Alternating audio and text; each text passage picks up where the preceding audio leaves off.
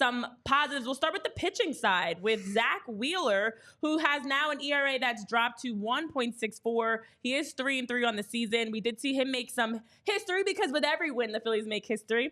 So for the 24th time in his career, he's had more than 10 strikeouts on the day. Zach finished with a total of 102 pitches and 11 Ks, and then just the one run that was an unearned run, so not on against his ledger exactly. And then the last numbers. So last pitcher to lead Major League Baseball in Ks. We got that number. I know Tom was mentioning on the broadcast, Curt Schilling in the 90s with 319 Ks. There have been 10 Phillies pitchers that have led the league, and Zack Wheeler is one of them. And then also Baseball Paul put out that's the lowest ERA for a Phillies starting pitcher through their first 8 starts of their season, going back to 1947. Spencer Turnbull. No, I'm just kidding. Doc sitting at 1.59 in 2010. That's good company. Brett Myers, 1.63 in 2005. And, of course, Zack Wheeler with that 1.64 in 2024. So in his first 8 starts, through the first starts of their season, Zack Wheeler sitting in some great company for sure. So, listen, great to see how he was able to, speak up and say that extra day of rest did not work for me. And I'm glad he did because Zack Wheeler as the ace, and yes, Don Gregg is saying on normal rest, he looked great. Exactly. You know what your body needs. He's a veteran. He's on the 30-plus side, so you know exactly what it takes for you to be successful. And the priority, as much as we've all been talking so much about 6-man rotation, piggybacking, what do you do with Spencer Turnbull and Taijuan Walker? Ultimately, it comes down to what works best for Zach, Aaron, Ranger.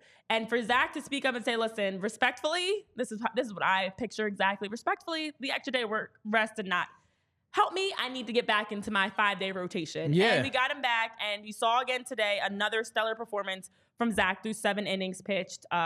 This is exactly what you want from your ace. Yeah, I think this was the pissed off Wheeler game. He wanted to go out there and throw a gem so that that never happened again. And guess what? I don't think we'll ever see Zack Wheeler on an extra day's rest ever again. It's pretty clear this man likes throwing every 5 days. And whatever Zack Wheeler likes, Zack Wheeler can have because this man is like, I was pro the signing when it happened. He has so far exceeded what I thought was possible. Like, I thought we were getting a guy that was going to, compete possibly with Nola to be the team's one, kind of give you that like 3-4-ish ERA, get some strikeouts for you, keep you in pretty much most games. What we've gotten is a bona fide Cy Young candidate every single year. This guy is going to go down as one of the best Phillies free agent signings ever. The dude is phenomenal. And I really think like, when you have a guy like that, I think there's a trickle-down effect to the rest of the rotation because that man is effing serious when he's on the mound. He does not, like Kruk said it today during the game, like, because Tyler and I actually debated it after the 6th inning. He had, I think it was 88 or 89 pitches, and, we just threw it out. Tyler didn't have a strong stance. I said put him back in, but it was like, do you give him another go? And then Kruk started talking about it the next inning and basically said, because he had 0 earned runs at that point, because of the stop throwing error led to the unearned run, scoring, and Kruk even said, like, if you tried to pull Zack Wheeler out of that game, he'd probably kill you. Yeah. And, like, I just think that intensity, that greatness trickles down to everybody in the rotation, and now you have a special rotation. You really do. It's a lot of fun. You do, and I'm sorry he's now 4-3 with the, not they officially won. But, look, when you have the ability to have a guy like Zack Wheeler who – you know what you're going to get from him. He's steady. He's consistent. He's someone that shows up and does his job, and also someone that others can learn from. I know in the chat, somebody was mentioning how they didn't know. Oh, Matt Deckert was saying how you didn't think he'd stay healthy. I mean, Zack Wheeler and Aaron Nola. He had a blister issue on top of an elbow issue, but he had a nagging blister issue that he couldn't get right in New York. Tyler, you've got some Wheeler nuggies for us. So you guys remember Nuggies.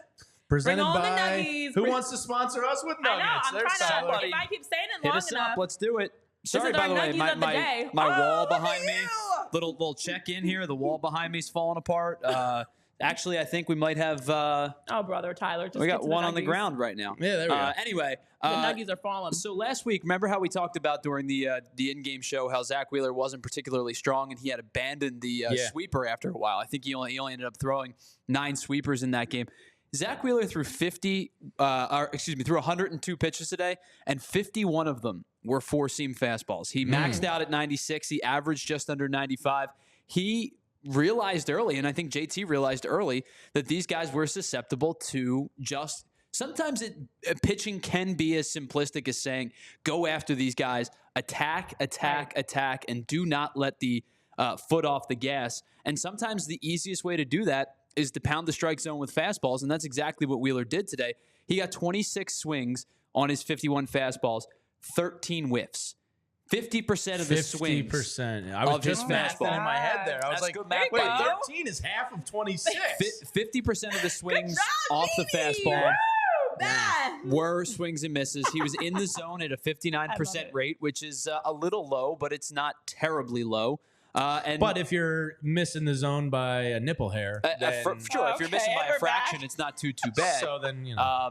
And the contact rate was We're low. back. The contact rates were low on the fastball all day, just 33% contact rate. So, sometimes it does become it's a really difficult sport, and it's a really difficult thing to do is pitch well. But sometimes it can be as simple as let's just go attack the zone and see what happens.